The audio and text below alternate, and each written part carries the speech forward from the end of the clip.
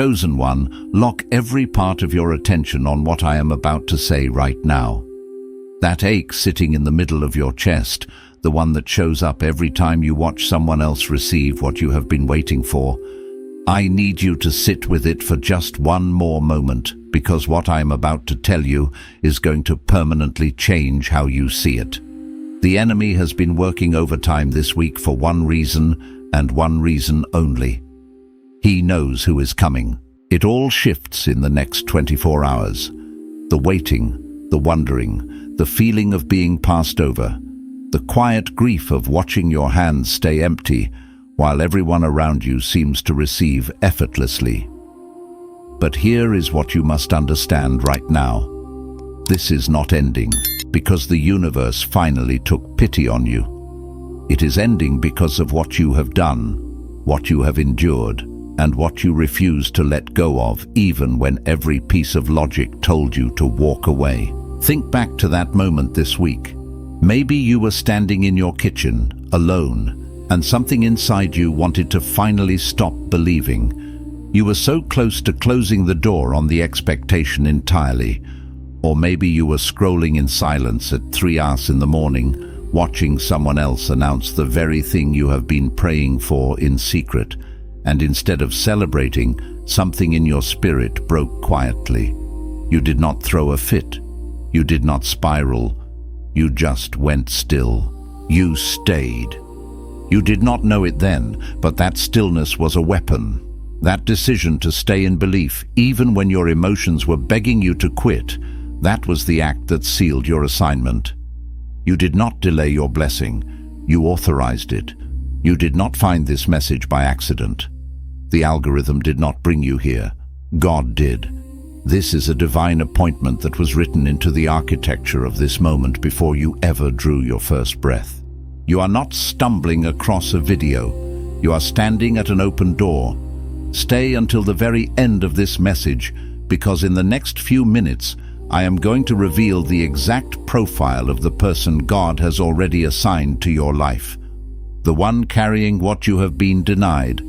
I am going to walk you through the divine audit that proves you have already qualified for this delivery. And at the end, I am going to give you the declaration that locks this covenant into place, so the enemy cannot intercept what has already been dispatched from heaven. Do not click away. Your future self is watching this moment in real time, and if you leave before the verdict, you leave before the door opens. I know what the atmosphere has felt like for the last 72 hours. It has not just been quiet, it has been suspended. Like time itself slowed down around you, and you cannot tell if you are being prepared or simply forgotten. Maybe you had a conversation this week that left you feeling more invisible than you did before it started. Someone who was supposed to see you looked straight through you. Or maybe the denial came in a more silent form, an opportunity that dissolved before you could reach it, a door that closed before you could get close enough to knock. You have begun to wonder if there is something about you specifically that disqualifies you from receiving what everyone else seems to access with ease. And in that wondering, the enemy has planted a very specific lie. He has been whispering that the reason your hands are still empty is because of something you did. He is replaying that moment you chose yourself, that season when you stepped back, that decision you made that felt necessary at the time, but that the accuser has now labeled as the reason for your delay. He is telling you that you forfeited your right to receive, that the person who was supposed to come to you was redirected because of your failure, that you missed your window, and now you are watching it close from the outside. But I need you to hear what the scripture actually says about this moment. Romans 11:29 declares that the gifts and the calling of God are irrevocable. Listen to that word, irrevocable. That means the enemy does not have the authority to reassign what God has already designated for you. The person God has sent in your direction was not rerouted because of your worst moment. The provision, the relationship, the open door, the restoration of what was denied, none of it was cancelled. It was held, it was protected, it is still in motion. You are not being punished, you are being positioned. The heaviness you feel right now is not the weight of rejection, it is the weight of arrival. It is the pressure of something so significant pressing through the atmosphere toward you that the air around you has changed. You have been interpreting the stillness as absence, but absence does not feel like this. This feels like the moment before a door swings open, the breath before the word is spoken, the tension before the release. That moment when you felt invisible, when you wondered if you had been forgotten, when you almost let go of what you were holding, that was not weakness. That was the final requirement. That was the last thing heaven was waiting for you to endure, so that the person carrying your blessing could be released into your coordinates. You did not disqualify yourself. You completed the journey. Many are called, but few receive the instructions. If your spirit is burning right now, the Chosen One's blueprint holds the roadmap God designed specifically for people like you. It includes the complete audiobook so you can carry this revelation with you wherever you go, plus a bonus ebook, Activating Your Prophet Mantle, for those who sense God is preparing them to speak with authority. Find it in the first pinned comment below, available for a limited time only. Now let that settle, because what comes next is going to require your full attention, a deep breath, and an open heart, ready to receive a perspective that will shift the very foundations of how you see your life. There is a pattern in Scripture that most people read past, because it is uncomfortable. It is a truth that challenges our immediate gratification and our human timelines.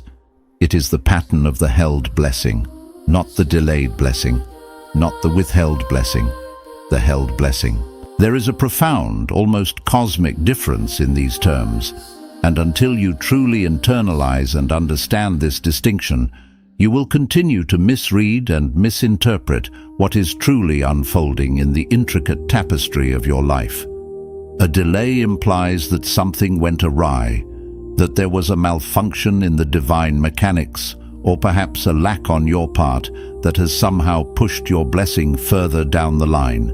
It suggests imperfection, a hiccup in the divine plan. A blessing that is held, however, implies something entirely different, something far more deliberate and infinitely more loving. It means that what is destined for you is being meticulously protected, carefully nurtured, and precisely timed, all until the conditions in your life, in your spirit, and in the surrounding environment are absolutely perfect for it to not only survive, but to thrive and flourish in the season it is being released into. Consider it like a master gardener who does not plant a tender sapling in the middle of a harsh winter, or a goldsmith who knows the exact temperature and duration required to purify precious metal without destroying it.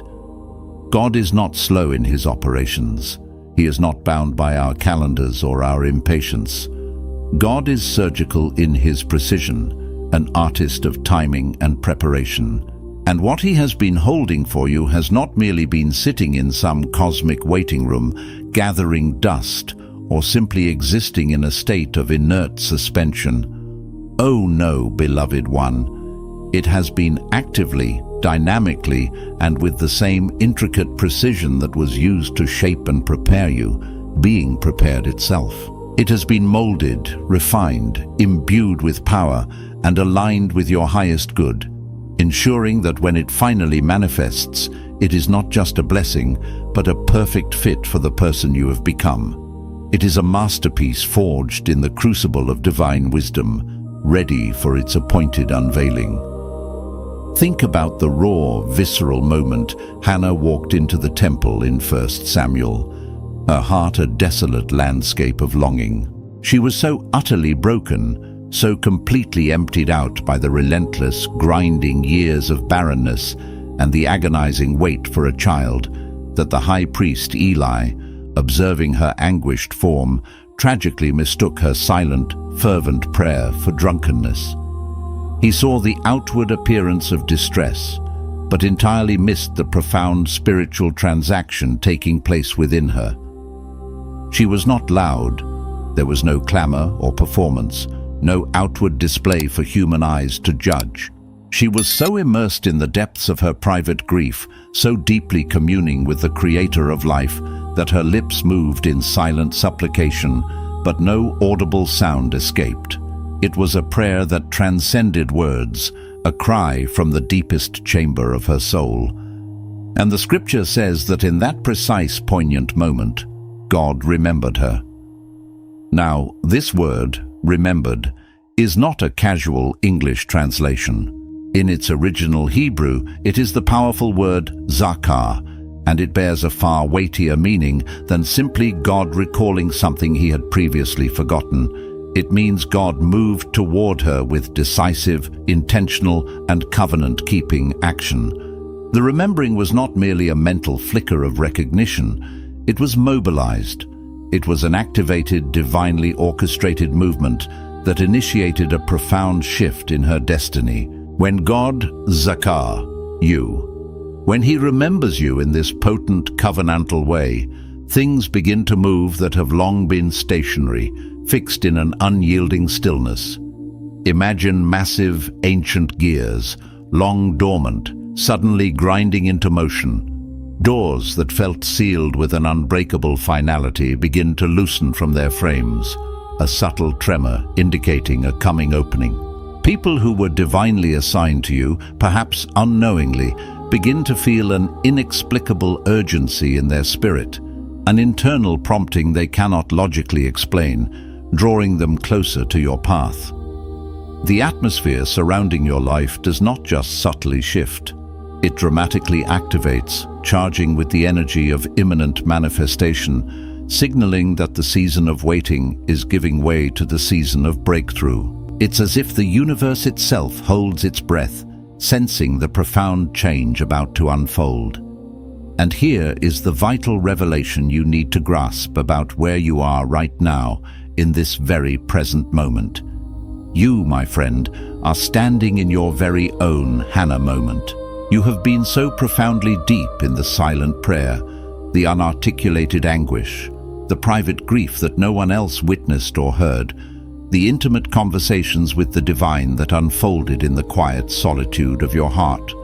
From the outside to the casual observer, it may have seemed as though nothing, absolutely nothing, was happening in your life. It may have appeared as a barren landscape of inactivity, a stagnant pool in the midst of a desert. But let me assure you, with every fiber of truth, that heaven has been attentively watching, meticulously recording every word your lips formed without sound, every fervent whisper of your spirit, every single tear that dropped, glistening with raw emotion, in a room where no other human soul was present to bear witness. Every solitary night you consciously chose to stay rooted in unwavering faith, even when every logical conclusion, every rational pathway screamed at you to release the vision, to abandon the hope and simply move on. None of that, not a single solitary moment of your hidden devotion, was invisible to the all-seeing eye of the divine. All of it, every tear, every silent prayer, every act of persistent faith, was being meticulously recorded in the celestial ledgers as undeniable evidence of your readiness, a testament to the depth of your endurance and the unshakable nature of your spirit. But here is where this truth pierces even deeper, ascending to a layer of understanding that most people, even those walking a spiritual path, miss entirely. The evidence of your readiness, that divine tally kept in the unseen realms, was never about whether you could somehow muster enough belief, or pray for a sufficient duration, or maintain a flawless, unblemished posture of faith in every waking moment. The true evidence was found in a far more profound and challenging crucible. It was revealed in what you chose to protect, to guard with fierce tenderness, when everything, every external pressure, every internal doubt, every circumstance around you was relentlessly pressing, pushing and daring you to let it go.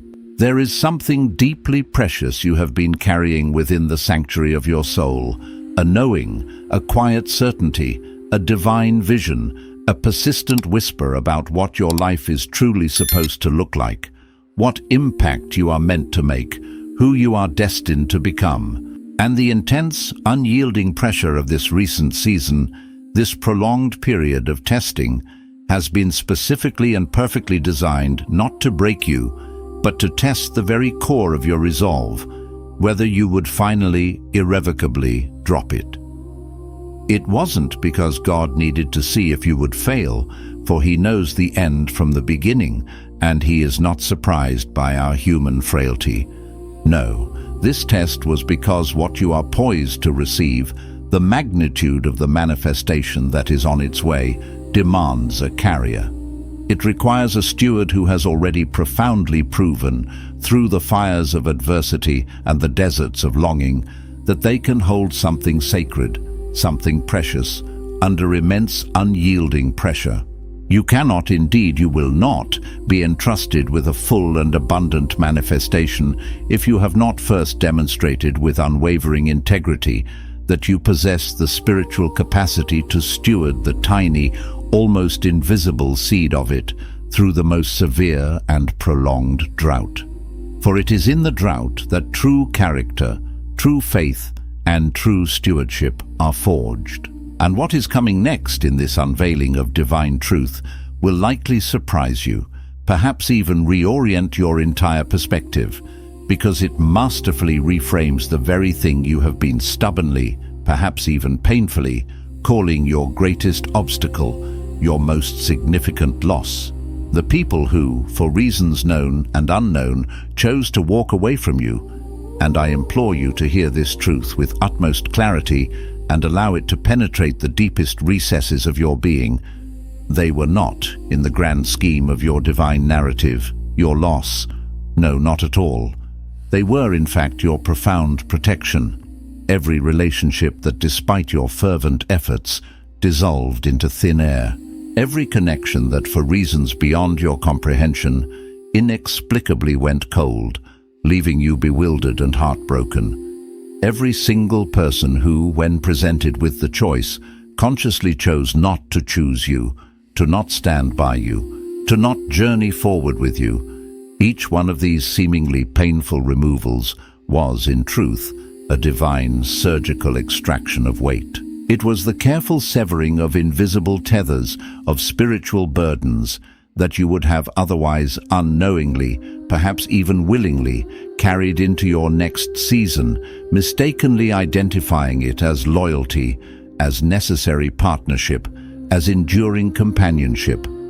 God does not, and let this be unequivocally clear, thin your cherished circle to inflict punishment upon you, to wound you, or to diminish your worth.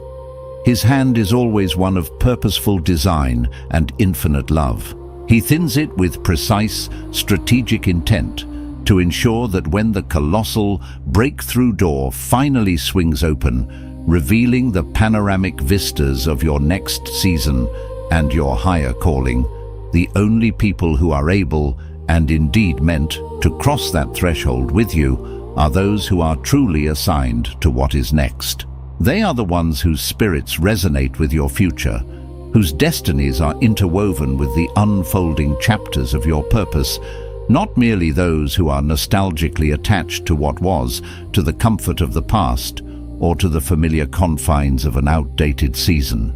The loneliness you undoubtedly felt in that thinning, in that period of quiet isolation, was profoundly real. I am not in any way minimizing the ache, the void, the sense of being untethered, but it was the loneliness of preparation, a sacred solitude designed for spiritual recalibration and profound internal growth, not the devastating loneliness of abandonment.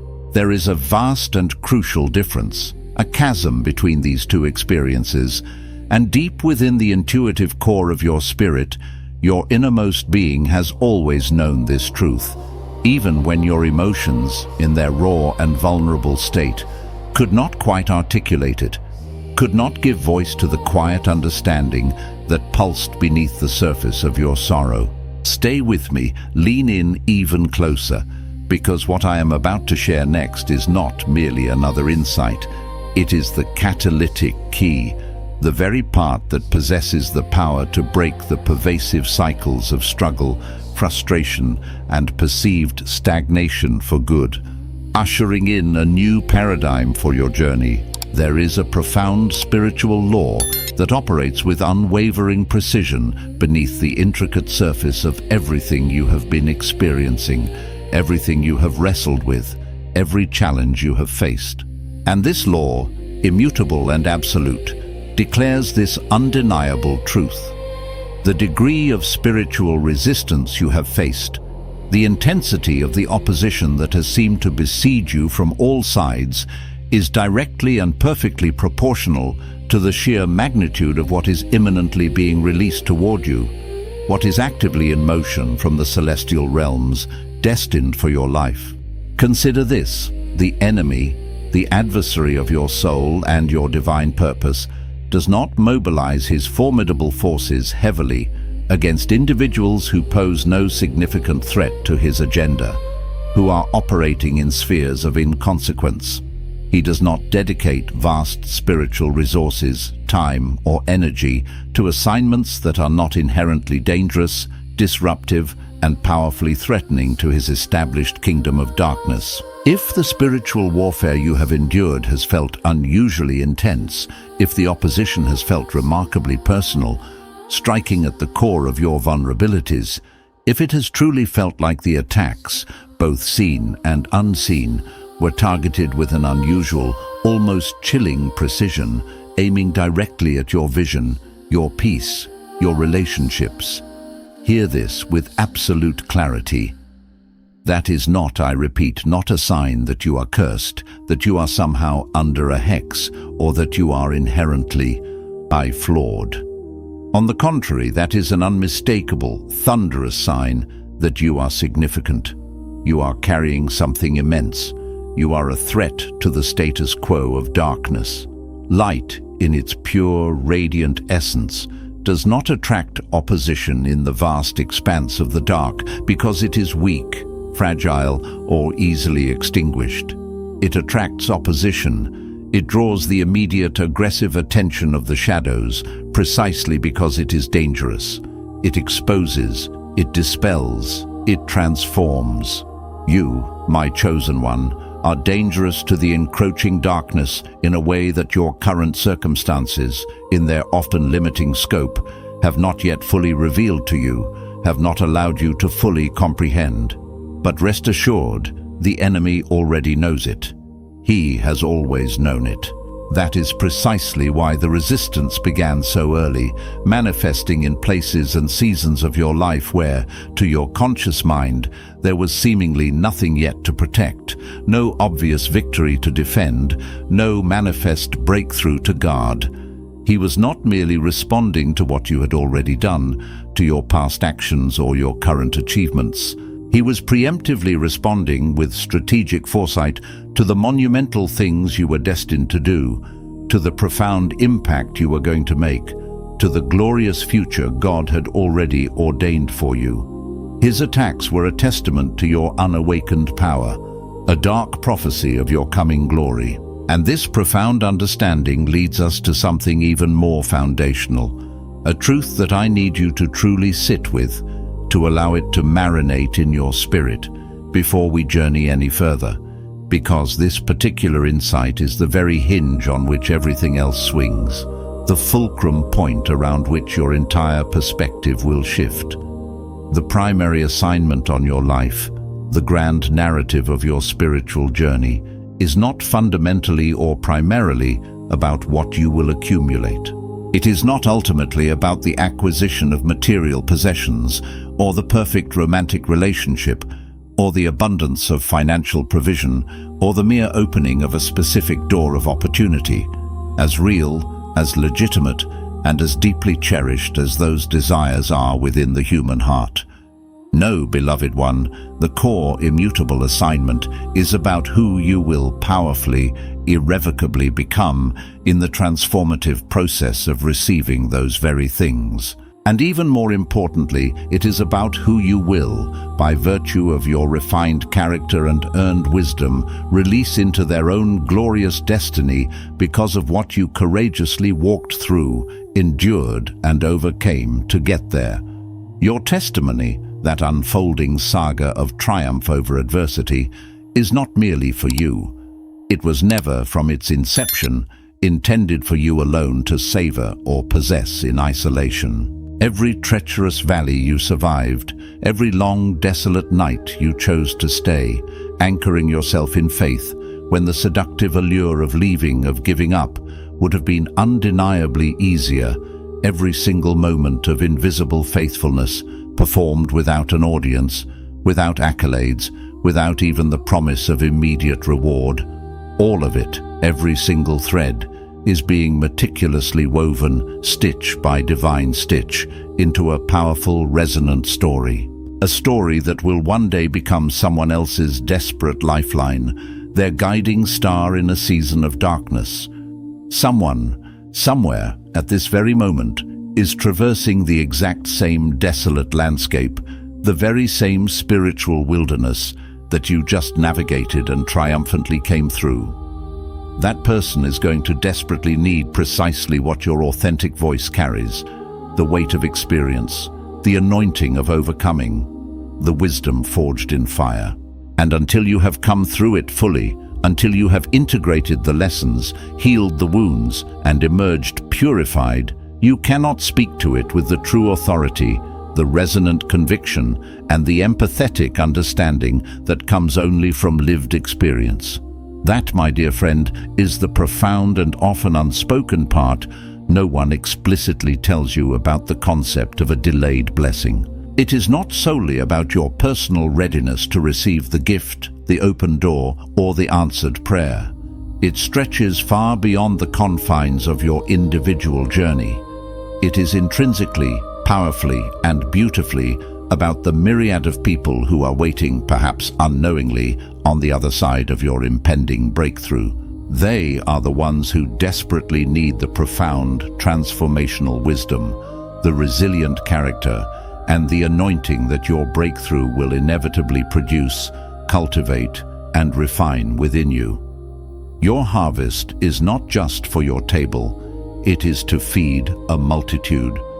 But if you are truly honest with yourself, if you allow your spirit to delve into the deepest, most authentic chambers of your being, you will find there is something even more fundamental, something beneath even that profound truth of shared destiny and intergenerational impact. There is a layer of this revelation that transcends the understanding of calling, that goes beyond the parameters of divine assignment, and penetrates deeper than even the potent power of testimony. And this, perhaps more than anything else we have discussed, is the part that is going to demand your absolute, unflinching honesty. Not your perfected performance, not your spiritual facade, but the raw, unvarnished truth of your heart. Some of what you have been sincerely calling faith, some of that vigilant adherence to your vision, some of that relentless waiting has, in its essence, actually been control, subtly dressed in the eloquent, comforting language of spiritual devotion. The fervent vigil you have kept over the vision, the unwavering watch you have maintained over the promise, has not, in every instance, been an act of pure worship, a humble bowing before the sovereignty of God. Sometimes, if we are truly honest, it has been a grip, a tight, white-knuckled, almost desperate refusal to truly release the intricate outcome, the specific timeline, the precise manifestation into the sovereign, all-knowing hands of the one who not only authored the promise, but orchestrates the entire universe. And why this grip? Because somewhere, in the deep, unexamined places of your soul, there resides a quiet, insidious fear. A fear that whispers, if you truly, completely let go, if you truly relinquish your tight hold, it will somehow not come back.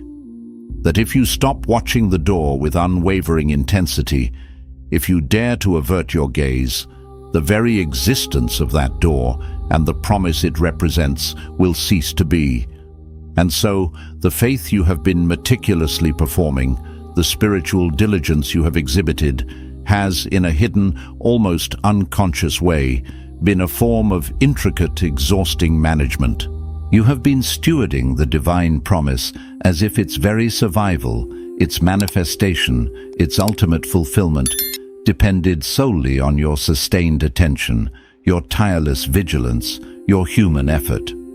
When the liberating, radical truth, the very essence of true spiritual freedom, is this: what God has spoken over your life, the irrevocable decrees of heaven concerning your destiny, does not, and has never, required your protection. It does not need your management. It does not hinge on your grip. What it fundamentally requires, what it truly invites, is your complete, unreserved surrender. A trust so deep it requires no evidence, no constant monitoring, just pure, unadulterated release. This revelation, let me be abundantly clear, is not intended as a condemnation, a judgment, or an indictment of your past efforts. Far from it. This is a precise spiritual diagnosis. And just as in physical medicine, the accurate diagnosis, the clear understanding of the underlying condition, is always the profound and necessary beginning of the cure. Because here is what I know, with every fiber of my being, to be undeniably true about where you are right now, in this very moment. You have carried this long enough, this heavy burden of the promise, in your own finite, often weary hands. The sheer weight of it, the constant vigilance and the unspoken anxiety, has subtly but profoundly shaped the way you walk through life, the way you enter every room, the way you interpret every silence, every lingering glance, every unopened email. You have become accustomed to reading every single circumstance, every interaction, every passing moment, through the singular, all-consuming lens of whether or not it provides tangible, undeniable evidence that the promise is still intact, that the vision has not been forgotten, that your hope is not in vain. And that kind of ceaseless, hyper-vigilant attention, that relentless monitoring, that constant seeking of external validation is not only spiritually unsustainable, it is utterly and profoundly exhausting. It was never what was genuinely asked of you by the giver of the promise. What was asked from the very beginning was trust. Not the kind of superficial trust that performs for an audience, that broadcasts its conviction to others in an attempt to convince itself. No. What was asked was the radical, intimate trust that closes its eyes in the midst of uncertainty, opens its hands in an act of profound surrender, and with a deep, resonant certainty says, "I know what you said, O Lord. I believe with every fiber of my being what you said. And I am utterly and completely done trying to manage the immense, often agonizing distance between the promise you spoke and its inevitable, glorious manifestation. I release it all to you, the master weaver of destiny." And just when you think you have finally grasped the full depth and breadth of this profound truth, just when you believe you have integrated every layer of insight, there is one more, perhaps the most unexpected and liberating layer of all, that still awaits your brave contemplation. The true underlying thing that has been, in essence, blocking you, creating an invisible barrier to the full manifestation of your destiny, is not the enemy, though he certainly plays his part in the resistance. It is not the limitations of your past, though those wounds can linger. It is not the people who, despite your best hopes, failed you, or the doors that, despite your fervent prayers, decisively closed. No, the most significant, often overlooked blocker is the very version of yourself you have been holding on to, clinging to with fierce loyalty, that was meticulously formed and forged in the very crucible of the weight itself. You have, perhaps unconsciously, built an entire identity around the waiting, around the ache of longing, around the journey of seeking. It has become so intimately familiar, so intrinsically woven into the fabric of your daily existence, that a part of you, a deep, primal part, genuinely does not know who you are without the constant hum of that ache, without the shadow of that unfulfilled desire.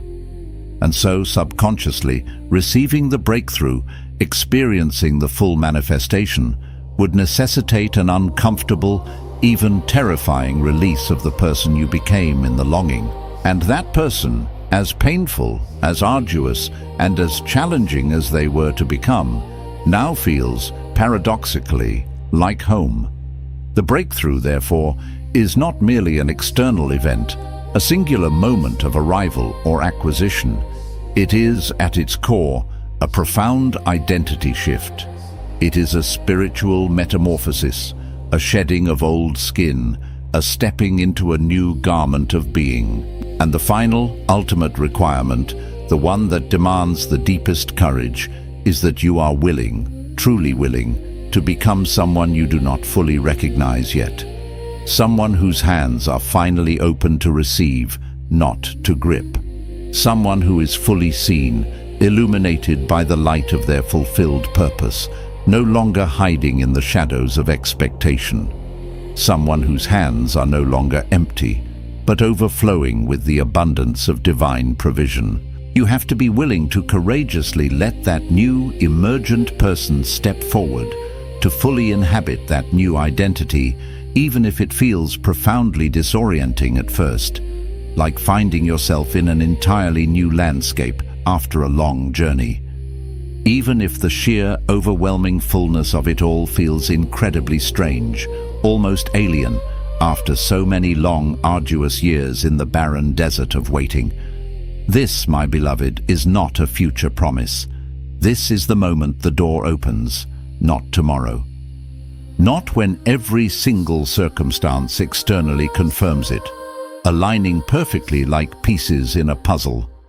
No, it is happening right now, in this precise second, in the profound sovereign decision you make in the next few breaths. The decision about whether you will finally release the tenacious grip you've held, the anxious control you've exerted, and open your heart, your hands, and your entire being to receive what has already been divinely dispatched, already set in motion, already decreed from the throne of heaven for your life. Place your hand on your chest and speak this with every part of you that is ready to come home. I release the version of me that was built in the waiting. I release the grip I have kept on what I was never meant to carry alone. I release the lie that my emptiness is evidence of my unworthiness. I declare that I am not forgotten. I am not overlooked. I am not disqualified. I declare that the gifts and the calling placed on my life are irrevocable, and the enemy has no authority over what heaven has already sealed. I receive the fullness of what has been held for me. I receive the relationships, the provision, the open doors, and the divine connections that are already in motion toward my life. I step out of the identity of the waiting and into the identity of the arrived. I am chosen. I am prepared. I am ready. And what God has spoken over me will not return void. I receive it now in this moment with open hands and a surrendered heart. It is done. If this message confirmed what your spirit already knew, drop the word received in the comments right now. Let it be your declaration, your agreement, and your act of faith. And share this with someone who has been standing at the edge of their breakthrough, wondering if it is still coming. Sometimes the most prophetic thing you can do for someone is put the right word in front of them at the right time. This was that word for you. Now let it be that word for someone else.